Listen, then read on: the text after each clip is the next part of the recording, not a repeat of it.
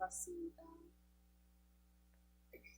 우리 옆에 계신 분들한테 인사 한번 해봅시다. 고맙습니다. 고맙습니다.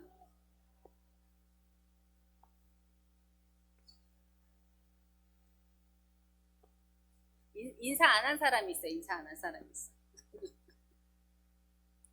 그렇잖아요. 우리가 여기까지 오기까지 많은 선택을 했고요. 용기도 필요했을 거예요. 그쵸? 우리는 무엇을 하든 용기가 필요해요. 그러니 그 엄청난 모든 것들을 다 뚫고 우리는 여기까지 와 있는 게 너무나 감사하지 않아요? 그쵸? 우리 다시 한번 옆에 계신 분들한테 정말 마음을 다해서 고맙습니다. 고맙습니다.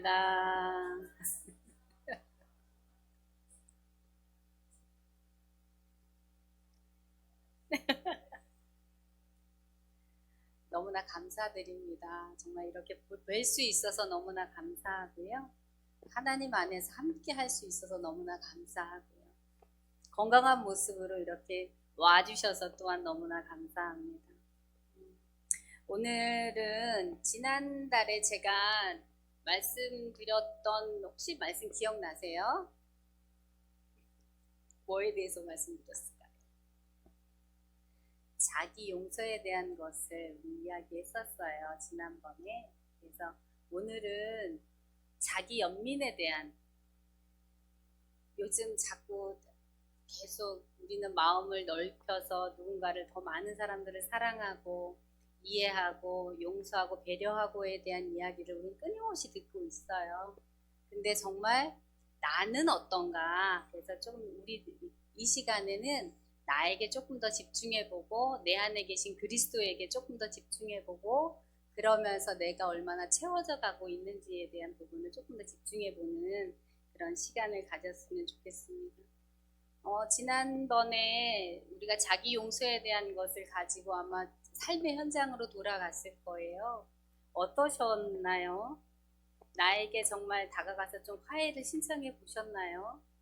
그리고 나를 좀 내 마음을 이해해 보셨나요? 그리고 나에 대해서 조금 더 고민해 보는 그런 시간을 좀 가져 보셨나요? 아마 잘 되지 않았을 거예요. 우리는 그런 거에 대해서 나에게 집중하는 거에 대해서 많은 연습을 해보지 않았고, 그리고 그것에 대해서도 많이 마음을 써보지 않았기 때문에 나에게 뭔가 좀 더 집중하고 나를 받아들여주고 용서해보고 하는 것들이 쉽지 않았을 거라고 생각합니다. 지난번에도 그 말씀 드렸잖아요. 나에게 조금 더 집중해보고 나를 출발점으로 좀 삼아보자. 그랬을 때 성경에서는 어떻게 얘기하고 있냐면 그 얘기를 해요. 예수님께서 이 땅에 오셔서 저희에게 계명을 새 계명을 저희에게 주셨어요. 첫 번째 계명은 우리의 마음을 다하고 목숨을 다하고 뜻을 다해서 주 너의 하나님을 사랑하라 라고 하는 계명이었고, 두 번째 계명은 내 이웃을 내 몸처럼 사랑해라 라고 하는 계명을 저희에게 주셨어요. 근데 여기서 보면 하나님 사랑하는 건 정말 우리가 막 다 해서 사랑해야 하지만 이웃을 사랑할 때는 내 몸을 사랑하듯 이웃을 사랑하라고 얘기했거든요. 정말 타인을 사랑하는데 나처럼 사랑했나? 그렇다면 나는 정말 나를 사랑하고 있나? 라고 하는 질문으로 다시 돌아가 봐야 되는 거잖아요. 정말 나는 나를 사랑하고 있나요? 이런 물음 가운데 오늘 저 연민에 대한 것을 우리가 생각해 보고자 합니다. 나의 몸을, 그리고 나 자신을, 그리고 나의 위치를, 나의 어리석음을, 또는 나의 이루지 못한 꿈을, 나의 고민과 갈등을, 나의 약함과 불안함을, 나의 분노와 슬픔을, 또는 나에게 주어진 모든 것을 나는 정말 그대로 따뜻하게 받아들여 주고 있었나? 그렇게 했나요? 그렇게 나를 좀 사랑하고 나를 좀 이해하고 나를 좀 받아들여 봤는지, 그렇게 나에 대한 모든 것들을 전적으로 수용하고 있었는지, 내가 정말 나 자신을 스스로 위로하고 그리고 나 자신의 아픔에 온전히 공감했는지, 그렇게 친절하게 나를 돌봤는지 우리 생각해 보겠습니다. 나 자신을 정말 전적으로 받아들여 줄 수 있는 사람이 있나요? 있을까요? 있어요. 딱 한 사람. 나를 온전히 전적으로 받아들여 줄 수 있는 사람은 나 자신. 물론 신앙 안에서 보면 하나님이 그렇게 받아들여 주시겠죠. 그런데 이 땅에 우리가 살면서 정말 나 자신을 온전히 전적으로 받아들여 줄 수 있는 사람은 나 자신밖에는 없습니다. 근데 내가 정말 나를 부정하고 나를 거부하고 나를 무시하고 나를 받아들여 주지 않는다면 그 누구도 나를 받아들여 주지 않아요. 내가 무엇을 잘못하고 있는지, 나의 단점은 정말 무엇인지, 내가 고쳐야 될 것은 어떤 것인지, 나의 약점을 파헤치고 정말 그 많은 것들을 반성하도록 우리는 교육받았어요. 근데 그렇게 교육받다 보니까 늘 나 자신에 대해서는 비판할 수밖에는 없죠. 그리고 그 결과로 난 타인에 대해서는 이해하고 따뜻한데 나에 대한 건 너무나 냉혹해요. 정말 너무나 냉정하게 나를 판단하는 경우들이 너무나도 많습니다. 근데 한번 생각해 봤으면 좋겠어요. 이런 친구가 있었어요. 그 친구가 정말 어떤 큰 잘못을 저질렀어요. 그래서 회사에도 더 이상 다닐 수가 없고, 그리고 너무나 어려움 가운데 처해 있어요. 그랬을 때 그 친구에게 우리는 어떤 말을 해줄까요? 아마 따뜻한 위로의 말을 건네줄 거예요. 괜찮아. 뭐 누구나 그런 실수를 할 수 있어 라고 얘기하겠죠. 그리고 그런 실수를 용인하지 못하는 회사도 그런 분위기가 별로 좋지 않은 거잖아. 아니면 다음 기회에는 정말 더 좋은 직장으로 가게 될 거야. 이렇게 아마 용기를 낼 수 있도록 옆에서 도와줄 거예요. 그리고 지지해 주겠죠. 친구를 따뜻하게 감싸줄 거예요. 이런 게 연민입니다. 그런데 나 자신이 잘못을 했어요. 내가 그 어떤 실수를 했어요. 그리고 누군가에게 큰 피해를 입혔어요. 그것 때문에 나는 회사를 그만둘 수밖에 없는 상황이 됐어요. 나는 나에게 어떤 평가를 할까요? 내가 친구에게 괜찮아. 너 정말 더 좋은 직장에 갈 수 있고 누구나 그런 실수를 해. 라고 하는 이야기를 친구한테 건넸던 사람인 내가 나는 나 자신한테 어떤 말을 할까요? 아주 자신을 신랄하게 비판하겠죠. 그리고 자책할 거예요. 그리고 아마 그 실수를 생각만 해도 너무나 끔찍하다고 여기겠죠. 자신을 되게 멍청하고 정말 나 자신이 너무나 미울 거예요. 그래, 너는 그래서 안 되는 거야 라고 하는 부정적인 피드백을 나 스스로한테 많이 보여주겠죠. 정말 나 자신을 너무나 많이 비난하고 있지는 않습니다. 그런데 친구한테는 같은 실수를 해도 정말 따뜻해요. 나 자신에게 너무나 냉정하고 차갑죠. 근데 자기 자신에게도 그런 따뜻한 마음으로 이해해주고 좀 받아들여주고 하는 것들이 필요하지 않을까요? 나 자신한테 왜 나는 친절한 정말 친한 친구가 되어주지 못할까요?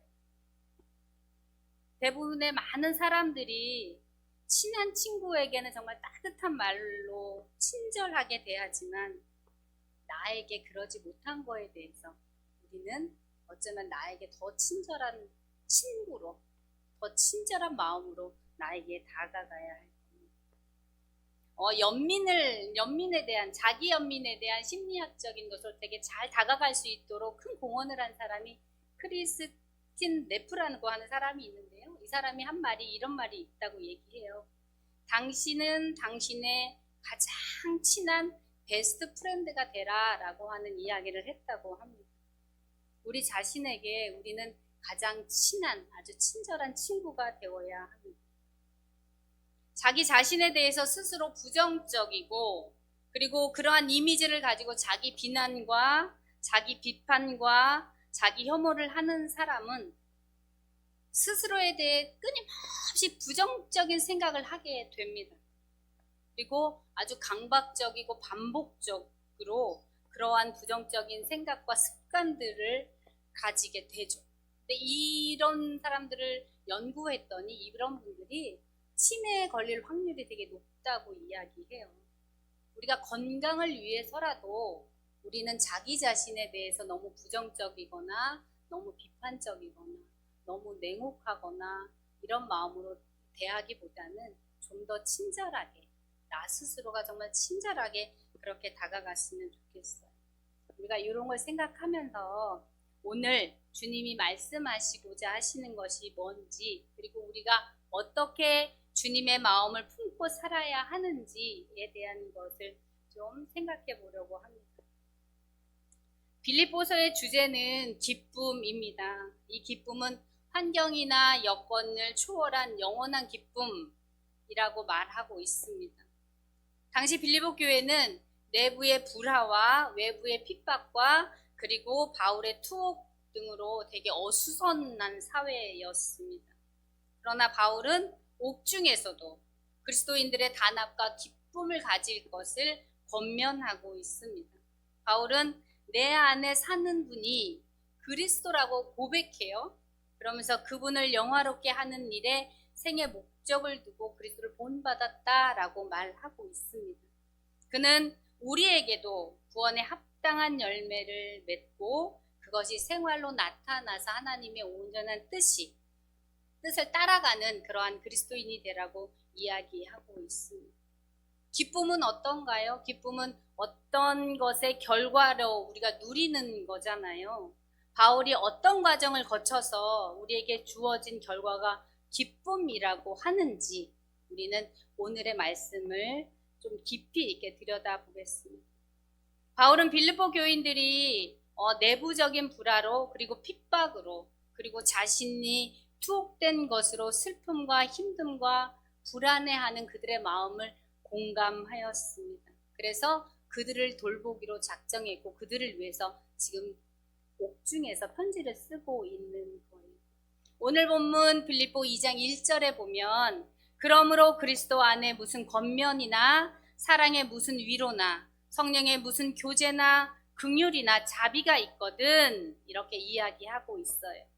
정말로 그리스도 안에서 사랑의 위로나 성령의 교제나 긍휼이나 자비가 있으면 우리가 할 수 있는 일이 첫째로 각자 자기 일을 돌보고 다른 사람의 일을 돌아보아 기쁨을 충만하게 하라라고 4절에 말씀하고 있습니다. 예수님께서 내 이웃을 내 몸과 같이 사랑하라고 말씀하셨다고 했죠. 그리고 역으로 말하면 나를 사랑하지 못하면 타인을 사랑할 수 없다라고 하는 것으로 저는 자꾸 해석이 돼요. 그리고 바울도 지금 같은 이야기를 하고 있어요. 각자 자기 일을 돌보아라. 그리고 그 자기 일을 돌보는 그 마음으로 다른 사람 일도 돌보아라 라고 이야기하고 있습니다.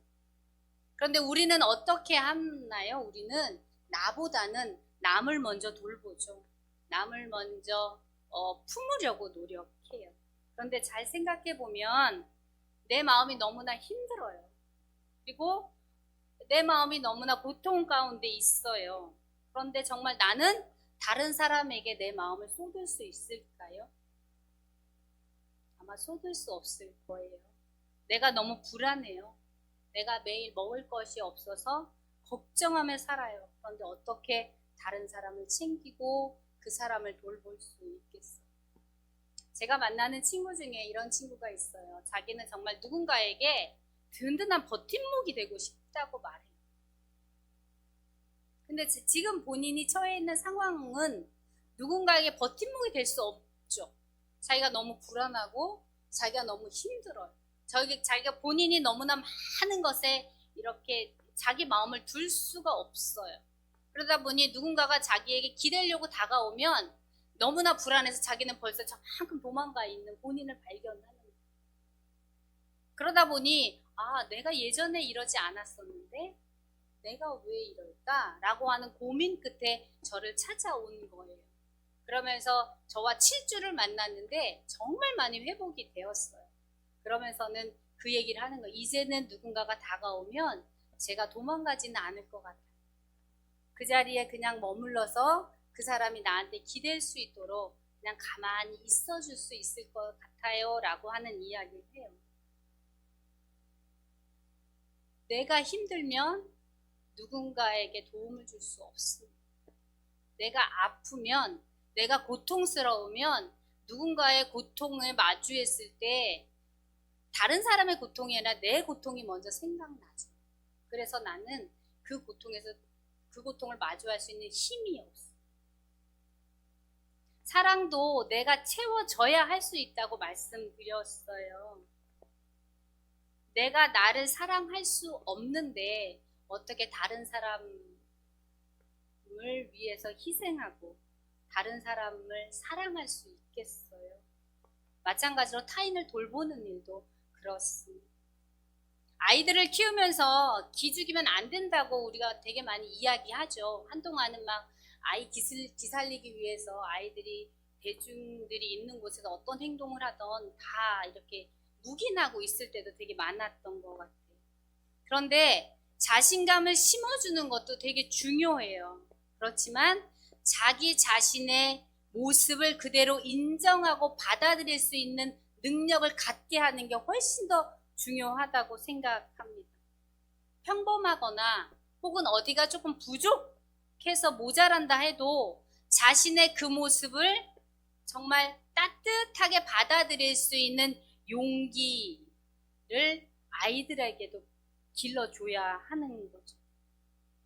자기 자신에게 친절하게 대하고 잘 보살피는 그 마음, 오늘 우리가 고민하고 있는 이 연민을 갖는 것, 나약한 것이 아니라 그것이 강하다라고 하는 걸 우리 아마 살아가면서 많이 느끼게 될 겁니다.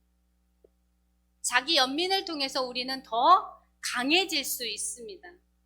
바울은 내 안에서 넘쳐나는 기쁨과 그로 인해 이웃과 함께 나누는 기쁨으로 충만하라고 이야기합니다.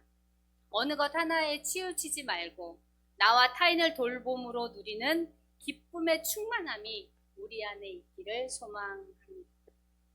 그리고 그리스도 안에서 사랑의 위로나 성령의 교제나 긍휼이나 자비가 있으면 바울은 둘째로 그리스도 안에 예수의 마음을 품으라고 이야기하고 있습니다. 너희 안에 그리스도 예수의 마음을 품으라.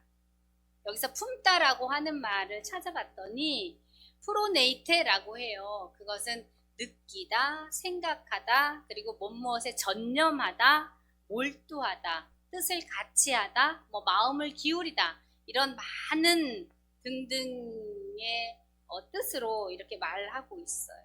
그것을 적용해 보면 예수님처럼 느끼고 그리고 예수님처럼 생각하고 예수님처럼 느끼기 위해 또한 우리는 전념하고 예수님의 뜻에 몰두하는 것 아닐까요? 예수님의 마음이 있는 그곳에 우리의 마음이 좀 있고 예수님이 기울이시는 그 마음 가운데 우리도 좀 기울여 보는 그런 마음이 바로 예수의 마음을 품는 것 아닐까 생각합니다. 오늘 보면 6절에서 8절 말씀을 보면 그는 근본 하나님의 본체시나 하나님과 동등됨을 취할 것으로 여기지 아니하시고 오히려 자기를 비워 종의 형체를 가지사 사람들과 같이 되셨고 사람의 모양으로 나타나사 자기를 낮추시고 죽기까지 복종하셨으니 곧 십자가의 죽으심이라 이렇게 말씀하고 있어요. 예수님은 하나님이셨죠. 그렇기 때문에 당신을 우리에게 주실 수 있으셨던 것 같아요. 내가 나를 온전히 받아들여야 내가 채워지고 그리고 다른 사람들에게 이렇게 줄 수 있다고 말씀드렸어요. 예수님은 하나님 자신이셨기 때문에 우리와 같이 될 수 있으셨다고 생각합니다. 그렇기 때문에 기꺼이 십자가를 지실 수 있었어요. 우리는 어떤가요? 우리는 정말 온전히 나로 좀 채워져 있나요? 나 스스로를 아주 귀한 존재로 받아들이고, 그리고 그 모든 것을 통해 온전히 진정한 친구가 나 스스로에게 되어주고 있나요? 저도 가끔 그런 걸 해요. 제가 실수하면 저 되게 못났다고 막 머리를 쥐어박기도 해요. 좀 이렇게 작은 것도 넌 하나 제대로 못하니? 이렇게 책망할 때도 있거든요. 그런데 예수의 마음을 품는다는 것을 생각해 보니까 주님 스스로가 온전히 하나님이셨듯이 나의 존재로 내 안에 하나님의 형상이 온전히 자리 잡고 있다라고 하는 것을 내가 정말 느끼는 것, 내가 그 마음과 함께 하는 것, 그것이 아닐까 생각하거든요. 예수님께서는 우리를 종이라고 말씀하시지 않으셨고 친구라고 말씀하셨어요. 그리고 무엇으로든 나를 비난하지 않고 스스로에게 위로해주는 좋은 친구가 되어주셨어요. 주님이 우리에게 그 마음을 기울이셨던 것처럼 나에게 그 마음을 좀 기울여 봐야 되지 않을까. 그래야 그 힘으로 내 안에 있는 그리스도의 형상인 나로 충분히 다른 사람을 사랑하고 배려하고 이해할 수 있지 않을까 생각해 봅니다. 그리스도 안에서 사랑의 위로나 사랑의 교제나 긍휼의 자비가 있으면 세 번째로 아무것도 염려하지 말고 모든 일에 기도와 간구로 너희 구할 것을 감사함으로 하나님께 아뢰라 라고 말씀하고 있습니다. 빌립보서 4장 6절 말씀이에요. 우리 안에 있는 신앙과 믿음이 바로 빛을 발하는 순간이에요.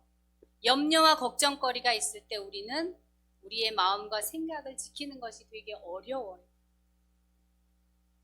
염려와 걱정거리가 벌써 나를 부정적인 생각으로 이끌고 가기 때문에 거기서 빠져나오기가 너무 힘듭니다. 그런데 하나님의 백성들은 염려와 걱정 속에 있는 것이 아니라 나에게 평강을 주시는 하나님이 나를 지켜주실 거라고 하는 그 믿음이 있기 때문에 우리는 서 있을 수 있다고 생각해요. 염려 속에서 감사할 수 있는 믿음이 있다면 우리는 그 어떤 것에도 흔들리지 않겠죠. 근데 우리의 연약함으로 그럴 수 없다는 걸 아시기 때문에 하나님께서 기도해라.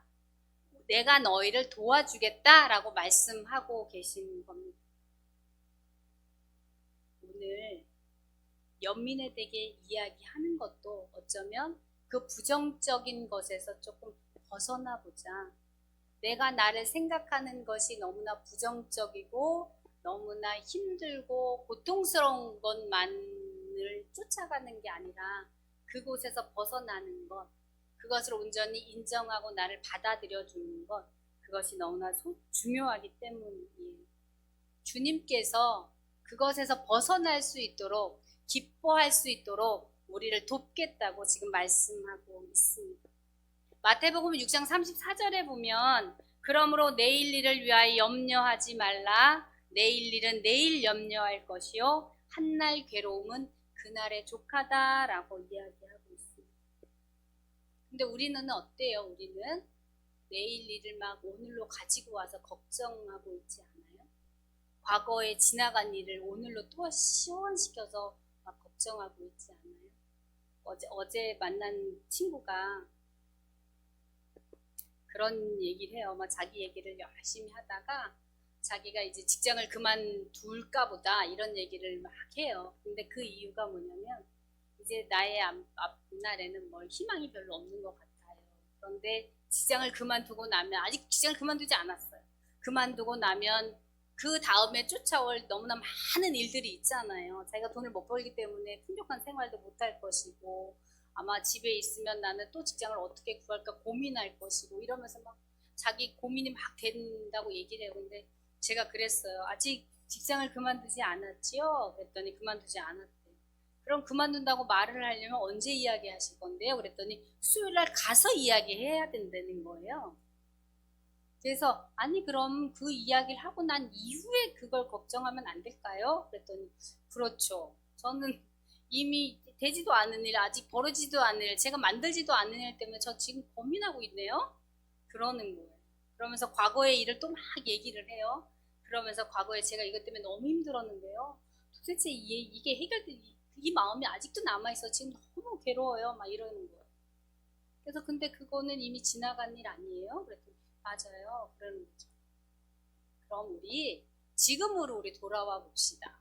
지금으로 돌아와서 지금 여기 이 자리에서 내가 정말 고민되는 게 뭔지 그리고 이 자리에서 정말 내가 무엇 할 수 있는지를 한번 해봅시다 얘기를 했어요. 그랬더니 지금 이 시간에 선생님이랑 얘기하는 거 빼놓고는 별거 할 게 없어요. 그렇게 얘기하는 거죠. 그쵸? 그냥 우리는 지금을 늘 살면 돼요. 오늘을 살고 잊지 않을 아니면 어떻게 변할지 모를 내일을 위해서 우리 너무나 많은 에너지를 쓰지 맙시다. 그리고 그 문제가 닥쳤을 때 우리는 그 문제를 한 번 더 들여다보고 고민해 봅시다. 이야기를 했더니 얼굴이 되게 환해졌어요. 그런 것 같아요. 우리의 방향대로 내일이 흘러가지 않아요.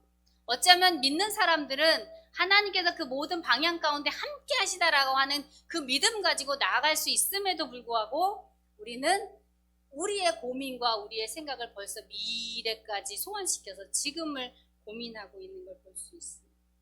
이런 의미에서 내일 일을 염려하지 말라라고 하시는 말씀은 어떤 일로 인해 되어질 내일의 일까지 미리 상상하며 염려하며 근심에 빠지는 그 경험을 우리는 조금 멈춰보자 라고 하는 거죠. 그리고 내일은 지금 내가 상상하는 것과 다르게 어떤 일들이 또 일어날 거예요.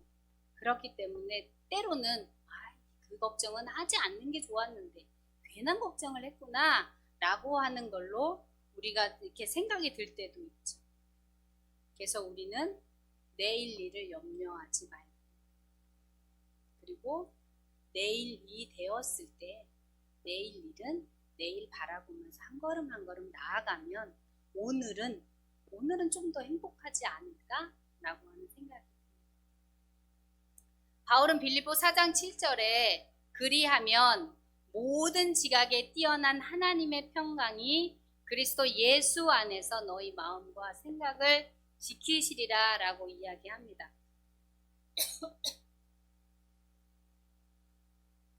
그리스도 예수 안에서 너희 마음과 생각을 지킨다는 것.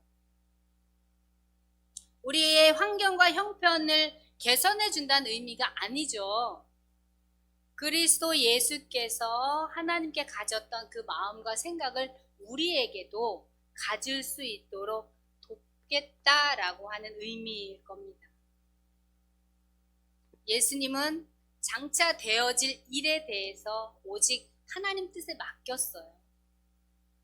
어떤 환경과 형편이 주어진다고 해도 정말 그것 안에 하나님의 뜻이 있을 거라고 하는 그 믿음을 가지고 앞을 향해서 나아갔습니다. 우리가 이렇게 예수님에 대한 마음과 생각으로부터 벗어나지 않게 지켜주는 것, 그것이 바로 기도일 거예요. 그것이 바로 우리를 이끌어 가신 하나님의 힘이라고 생각합니다. 그렇기 때문에 우리는 구할 것을 감사함으로 이미 되어진 걸 믿음으로 바라보며 감사하며 기도해야 합니다. 이런 분이 계세요. 정말 그분의 환경이 너무 좋지 않아요. 근데 저는 그분을 이렇게 마주할 때마다 되게 마음이 숙연해져요.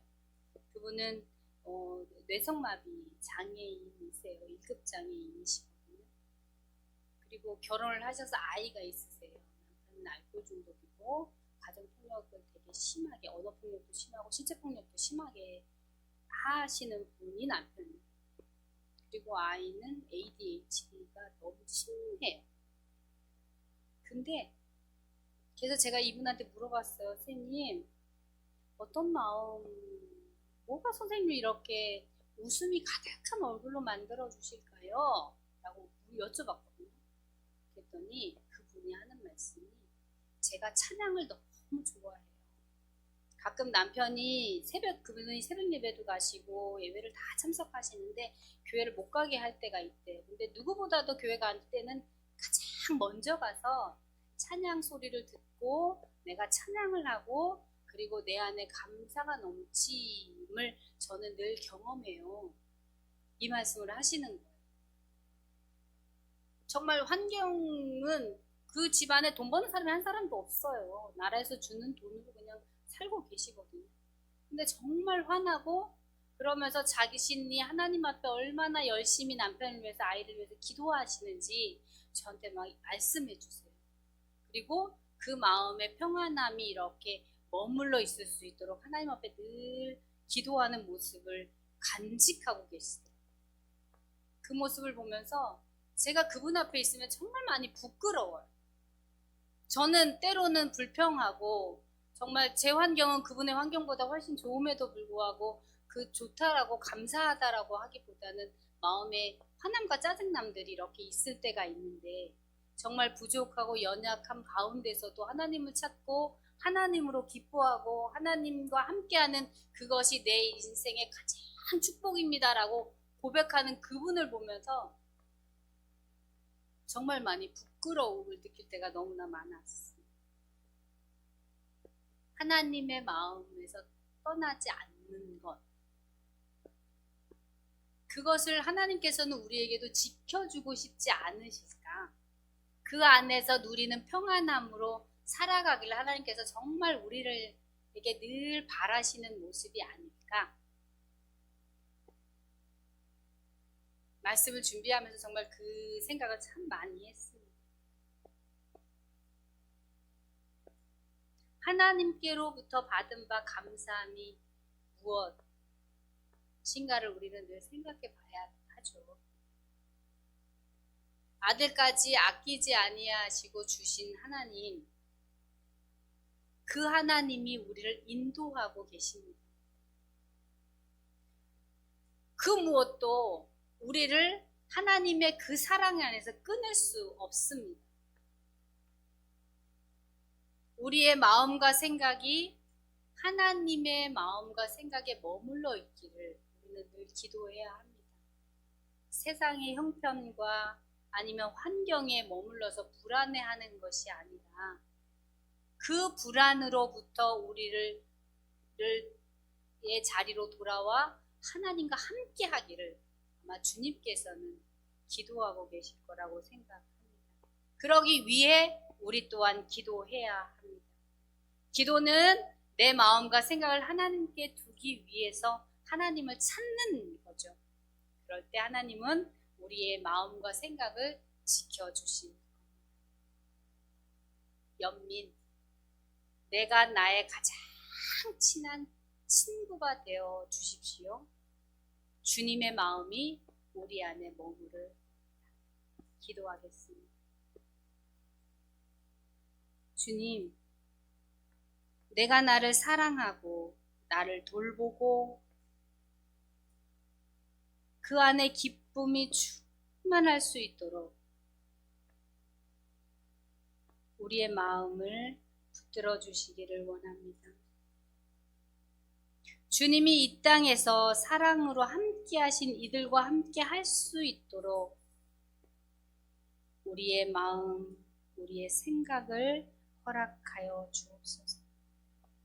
주님의 마음을 품고 나의 가장 친한 친구로 이 땅을 살아가게 하여 주옵소서. 주님, 스스로가 온전한 하나님이셨듯 내 안에 온전한 하나님의 형상을 발견하고 그것을 잊지 않게 하여 주옵소서. 소중히 여기며 주님의 마음으로 타인을 사랑할 수 있도록 하나님 도와주옵소서. 힘들고 어려운 순간에 기도와 간구로 또한 감사함으로 하나님께서 하라는 그 믿음, 하나님을 바라보는 그 믿음으로 나아갈 수 있도록 주님 인도하여 주옵소서. 온전히 주님과 함께 하기를 원합니다. 온전히 기뻐하며 감사하는 삶을 살 수 있도록 하나님 붙들어 주옵소서. 감사드리며 예수님 이름으로 간절히 기도합니다.